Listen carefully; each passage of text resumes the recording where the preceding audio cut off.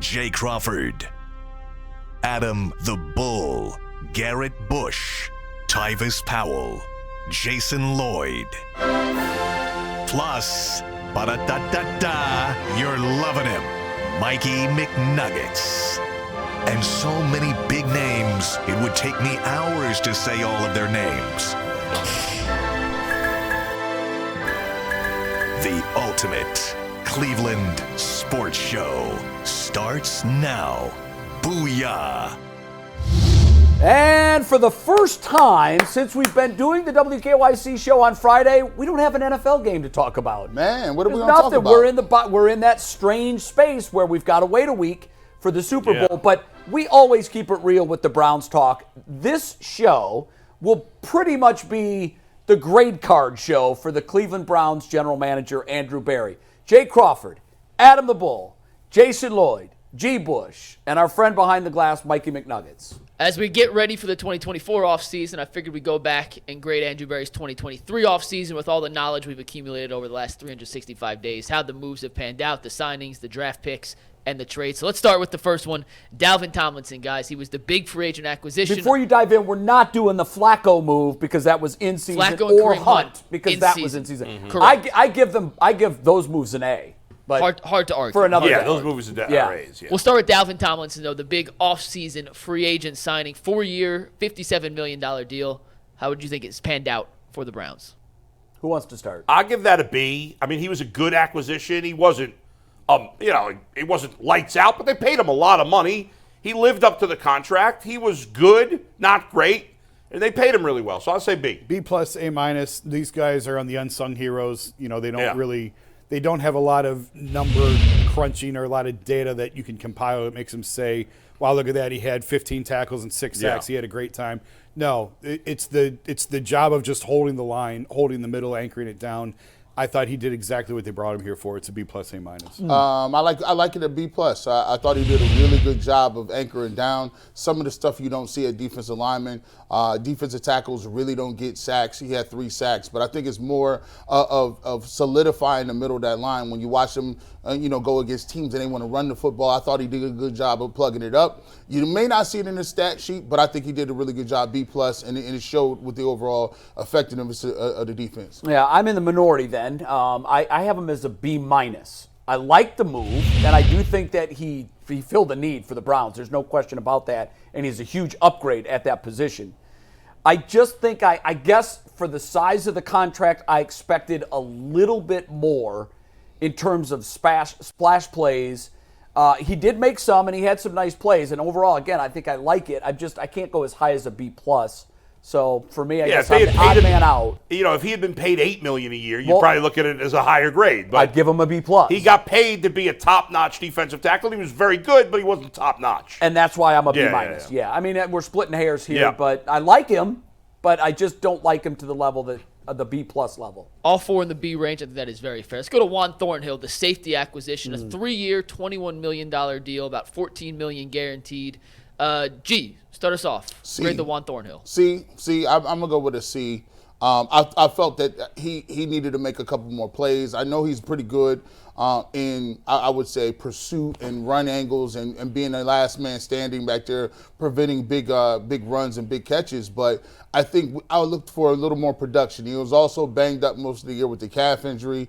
I expected a little more coming from Kansas City. He's a bit of a talker. Maybe it was just this year he was banged up a little bit. Maybe we see that next year. But for me, I wanted a little more out of it. I'm going to go with C. Jay? I'm a little lower again. I must be a tough grader. I'm going C minus. And I loved his leadership. I expected the same thing you said. I expected that he was going to come in and be a major tone setter on a defense that needs a leader. And I know Awalk in the linebacking core is that guy. And he sort of Thornhill became that vocal leader for the back end of the defense. But I just thought he was going to be a little more impactful. I saw a few too many plays where he was out of position or missed the angle or missed the tackle. I have much higher hopes and expectations for him next year if he's here. I'm with Jay. I got a C minus here. I might have gone even lower, but he didn't get paid, to be fair. We talk about with Tomlinson. He got paid like a solid safety, not an elite safety.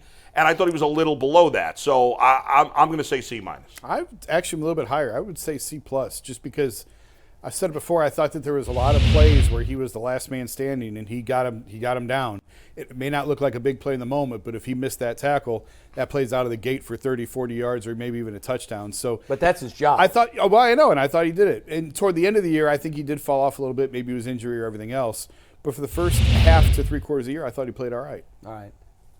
Moving on, Ogbo, this third defensive end, a 3-year, $19 million deal. On the smaller end, Jason, start us off. What do you make the Ogbo signing? He's a tough dude, man. I'll give him B to B plus, just because of the toughness that he showed coming back and playing on a torn pec. That's unbelievable to do. He fills a role. He's not an every down edge rusher, but he's a third down specialist pass rusher. I thought they got their money's worth. I thought, as you could see by my grades, I thought Andy Berry nailed the free agent class in totality for the most part. I thought they did a great job. I give him a B plus, man. I think he's a specialist. You need those kind of guys when you want Jim Schwartz to be, rushing and bringing in all these other defensive ends. I thought he did a good job of having some production. 4.5 sacks is pretty good for a guy that's not playing every single down. Plus, he showed some toughness coming back, from that torn pec. I'll give it a B plus, and I think next year I'm looking for him to take another jump to get around the 8 sack mark with the production. I'm actually a little higher than you guys on this one. I'm an A-. And for the reason that you started your discussion points, you probably no one here has had a torn pec. I haven't, but I've talked to people that have. Mm-hmm. It is incredibly painful. Guys have worked through it, but the guys that I know that had worked through it prior to this one were absolute warriors. I'm assuming that he's nothing but the exact same thing.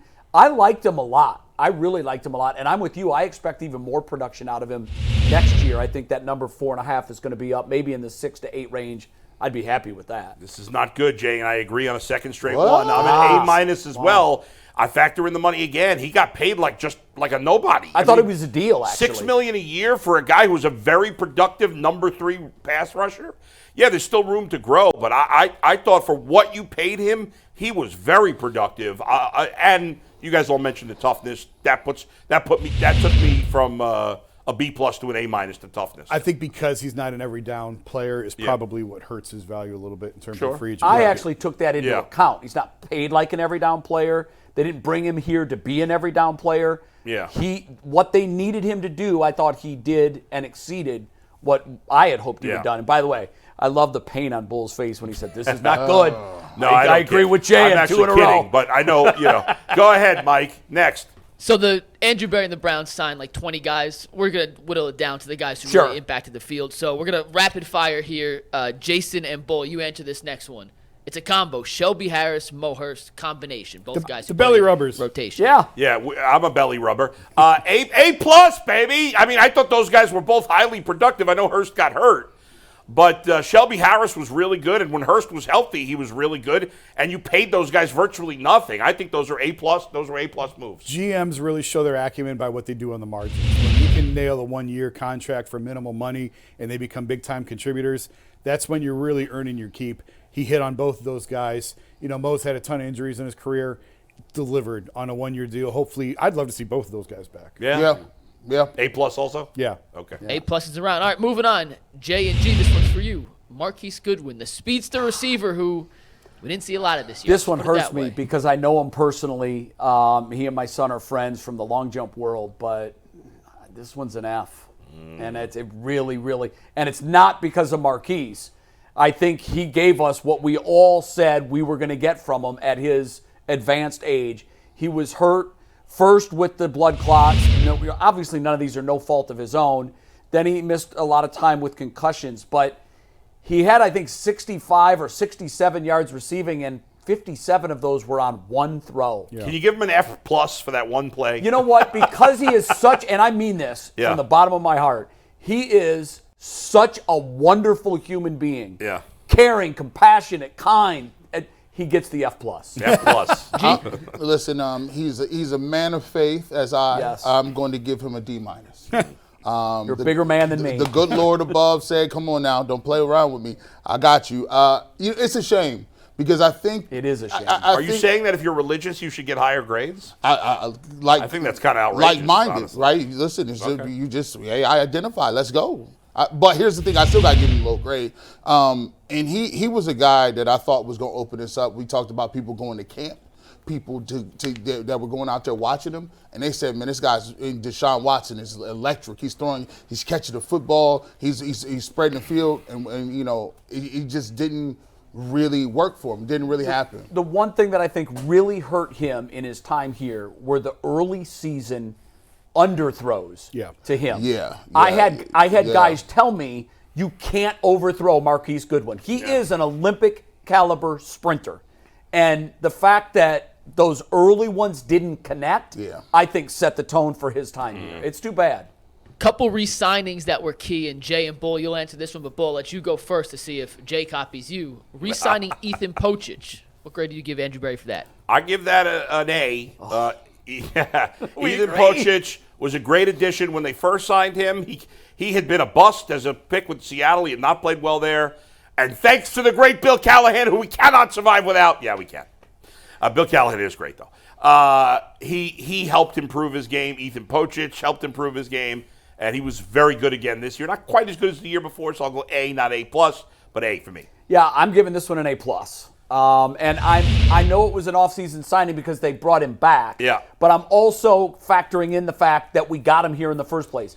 Jason told me something on our YouTube show earlier today that I did not know that also changes my opinion of him. He said that Ethan Pocic, when he was looking for a team, weighed heavily into the idea to come to Cleveland that they had Bill Callahan as the offensive line coach. Bill. Yeah. What do I call him? Bo Callahan. Yeah, Bill Callahan. That was from draft day. The reason, Freudian slip, the reason I think that matters is because that tells me he's a guy who is driven to be the best he can be. I want to go be pushed. I want to go to play for a great coach. I think he's been not as good as the Amari Cooper trade, but right close with it for me. It's been a great addition. The other big re-signing, bringing Taki back, who played a ton because of Anthony Walker's injury. Jason, what grade do you give that? B+. I think he's a starting middle linebacker next year. Switching positions may have saved his career. He looked like just a guy being on the outside. 2 years ago, not this season, last season, injuries forced him to move in the middle, and you thought, okay, maybe there's something here. They bring him back. A-Walk goes down again. Taki goes in the middle again, and really it looks like a very formidable middle linebacker in the NFL. I expect him to be the starter there next year. A-, Jason. I love what he does. Like you said, he moved to the middle linebacker. He communicates good, solid tackler, really good locker room guy, can move a little bit laterally. I think he's going to have a great year being a middle linebacker next year, and I think they bring him back. Really productive, and I'm excited to see what him and JOK can do for an entire season. And I'll open this up to everybody, but one move Andrew Berry didn't make was letting Jadeveon Clowney walk, who had a great season with Baltimore. I know it's a move he didn't make, and they brought in Za'Darius Smith and everyone else, but how do you grade Andrew Berry on allowing I can't blame him for that. A++. It ended bad here. Now, credit to him. He had a great year in Baltimore. That's it fine. would not have worked here. You had to let him go. I don't blame Berry for that. There's a reason why he's on a different team almost every year. The Browns tried it 2 years in a row, and they got burned his second year here. He's a mercenary. Hey, you know, it's like going out on a date with a beautiful woman, and you sit there and look at each other and don't talk the whole time. It's better yet serve somewhere else. It didn't work out. Hey, he had a good year, but at the end of the day, he burned the bridge leaving out of here by saying all the things he did. Good job by not bringing him back. Yeah, unfortunately, they couldn't bring him back because the way his time ended here after the first year. He had 9.5 sacks here, I believe. I think he had the same number with the Ravens this year, if I'm not mistaken, or very, very close. Again, it's really hard to be too critical. He's a good player on a one-year deal because you keep him motivated, you keep his engine churning. But in the playoff game, I was kind of down on the fact that he was in Baltimore, but in the playoff game and what little impact he had, it reaffirmed my belief that they made the right decision not to bring him back. All right, we're going to take a break. We continue grading Andrew Berry, the general manager of the Cleveland Browns. We've talked about all of these offseason free agent moves, but what about the trades? We're going to dive into that when the Ultimate Cleveland Sports Show comes back on WKYC Channel 3.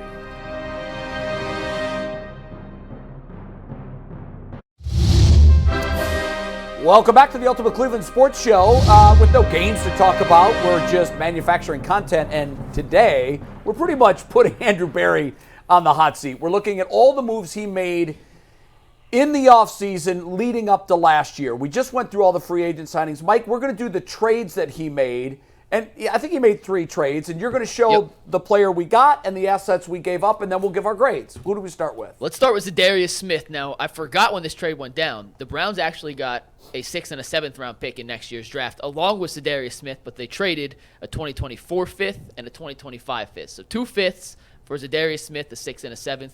Grade the trade. I mean, it's a C. That's right. He was okay.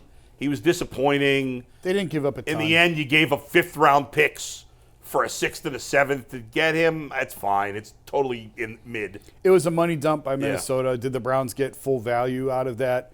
Probably not on the contractual side. But it wasn't like he was terrible. Right. So, given how little he gave up for it, I still think there's a chance he comes back. Maybe I'm totally off on that. I haven't talked to anyone. Yeah. But just because it is still a position to need, I just wonder if they can get something done. I talked to Mary Kay, and she said that she thought that they should bring him back. I'll give it a C+. Just because of the Minimowski picks they gave up. I mean, it's a 5th. What do you mean? You can't buy no bag of peanuts with a 5th round pick. He did a solid job. I thought he was a good locker room dude. But we didn't really see the production, especially the way I was ranting and raving about it. I thought this was going to be a tandem that Myles Garrett was actually going to get somebody that played up to the double-digit sacks on the other side. Didn't happen. I'll give it a C+. He was a decently productive guy, decent locker room guy. Well, I'm building the reputation as the professor that no students want to take my class. No curve for you? No, I'm a little more harsh. It's a C-. I agree. The assets were pretty much a wash. But when this trade was announced, I was really excited because he was a name player. But Bull dug into his last year in Minnesota and told all of us at the time, guys, his production really waned at the halfway point of the season. I didn't follow him closely enough there to know that. You looked into it, and you were absolutely right. I will be shocked if he comes. I don't want to say shocked. It'll be a surprise to me if he comes back. He doesn't feel like a starter anymore. Like he's a rotational player. Yeah, and because Jim Schwartz had so much success with rotating guys in, and they all looked good, I think he's going to try to upgrade at that particular spot. I think they should. Next trade was Elijah Moore, and this was a pick swap as well because the Browns got Elijah Moore and the 74th pick from the Jets. The Jets received the Browns' 2nd-round pick at number 42. So a pick swap and Elijah Moore. G. Bush, start us off. How do you grade this trade? This is tough for me. I'm going to give this a C-. Not because of what the picks they gave up. It's just simple fact that you're looking at the production that we thought we were going to get. This guy was talked about as if he was going to be not just a number 2. This could be a 1B type guy to Amari Cooper. You look at his production. We didn't see the playbook. They had him in the backfield. They sold us on him being a Percy Harvin type, running the ball in reverses. We saw a couple of reverses, and that was it. I'm going to give it a C- for me. Guys? It's a D+ for me. Yeah. For what he was billed to be and what they got, I feel like they could have got better value had they just stayed at 42 and drafted a receiver. So he's a Jag to me. He's just a guy. This is an F. This is a terrible trade. Yeah. Because, first of all, so the trade ends up being Elijah Moore and Cedric Tillman. Now, we'll never know who the Browns would have taken if they would have stayed there, but they could have gotten Jalen Reed or Tank Dell. Those guys had major impact as rookies. Tank Dell was a star. If Tank Dell hadn't gotten hurt, he probably would have been in the Pro Bowl as a rookie. I mean, that's how good he was. So if you had, now again, we don't know that he would have taken him, but he was available. If I told you right now you could trade Elijah Moore and Cedric Tillman for Tank Dell, sign me up. My God. And even Jalen Reed, who was good for Green Bay, I'd still take him over those two guys combined. Me, it's an F. Yeah, it's an F for me, too. I had big expectations. And again, it goes back to what I've been saying on the YouTube show for a while now. Whatever criterion the Browns are prioritizing in selecting wide receivers, be it the draft or trade, with the exception of Amari Cooper, who was already a proven and known commodity, the guys that they're speculating on to become stars, crazy. They have a terrible batting average on those, and it's an F for me. All right, let's go to one from an F if anyone doesn't give this an A, I'll be shocked. But Dustin Hopkins for a 2025 7th-round pick. A plus. A. Yeah, A plus. A plus. This is easy. That's the easiest No one debate. we've had so far. No debate. I mean, and that was, honestly, like, I know that Flacco was a huge, like, lottery ticket that you didn't expect to hit on. And I would say even Kareem Hunt exceeded expectations for me anyhow. But this guy is right there with Flacco in terms of what we got out of him and what we expected. Yep. Good job out of the Browns. Easy money. And that gives us a little more time to talk about the draft after the break. Today, though, 5 o'clock, the Ultimate Cavs Show makes its debut. Make sure you tune in on our YouTube channel. Jay, you want to take us to break? I do, but I want to punch that a little bit stronger. If you're a Cavaliers fan, you will not only want to watch the inaugural episode of the Ultimate Cleveland Cavs Show, you're going to become a regular viewer. Jason and McNuggets as a team are going to knock this show out of the park. More Ultimate Cleveland Sports Show on WKYZ after our final timeout.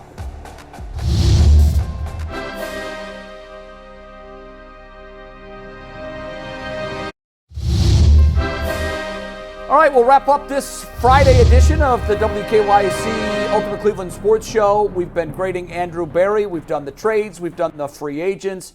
Now we're going to do the draft class, and that also includes the undrafted free agent Ronnie Hickman. But let's put up if you would, Mike, I guess the whole class so we can remind everybody who they acquired in this rookie class. Yeah, so we're going to give a grade on the entire rookie haul. And just to remind everybody, they took Cedric Tillman with the 74th pick, Siaki Ika at 98 overall, Dawand Jones at 111, Isaiah McGuire, the defensive end, at 128, DTR at 140, Cam Mitchell 142, Luke Whippler at 190, and Ronnie Hickman was their undrafted free agent gem. Also, Mohamed Diatabé. I definitely pronounced that totally wrong. Could you put the first page up again one more time? Steve, go back one, please.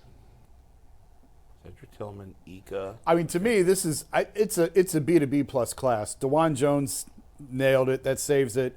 Ronnie Hickman was great as an undrafted free agent. Tillman showed more than Anthony Schwartz and David Bell have to this point. I think, was he a home run? No, he wasn't a home run at 74. But there's enough there that I want to see more out of it. Ika didn't really get a ton of opportunities. He didn't really flash in the few that he got. That's to be determined. But overall, I thought that they did better. They hit on more than they've missed. And the misses, I don't even know are complete misses. I think we just need to see more time on them. I just think I'm going to see. I mean, Dawand Jones was a major hit, and Ronnie Hickman's a nice player. Cedric Tillman has potential, but DTR and Cam Mitchell. Like, I think DTR is going to be fine as a backup. Outside of Draymond, or not Draymond, Dawand Jones, is there anybody you're sure is a starter? No. But in fairness, this was the hardest one for me. Yeah. The right answer is kind of incomplete, Yeah. isn't it? Because there's 1 year of hay in the barn. That's true. I have to see more from these guys because I know that the jump from college to pro at certain positions is very difficult. Now, I'll just say it's a C for now. That's fair. Change, That's certainly. fair. Yeah. I'm at a C also, and because it's the closest thing that I can give to Yeah. an incomplete, really. It's not a fail. It's not a home run. The home run in the draft class is Dawand Jones. I think he's an answer at the offensive line for 10 years. And that's what you want when you take a lineman. I'm worried If about he that. can stay Such healthy. a massive figure. He's huge. You worry Yeah. about the joints. You worry about Of the course knees, you do. the ankles. But on there a have been frame guys that his size that have had 15-year career. Yeah. Walter Jones. There's a lot of examples. It looks like a big hit, especially considering He where does. he was drafted. So to me, he is the big hit. I don't know who the big fail is yet. There's a couple guys that we just couldn't even begin to guess. I mean, Ika was a Third round pick, and he looks like nothing at this point. So Now, far, he hasn't played yeah. enough, Right. but I'm looking at it like this. If you find a starter in the draft where you find Dawand Jones, especially as an impact position of offensive tackle, you take it. I like that. I'm going to give it a C+. I think Hickman can turn into somebody.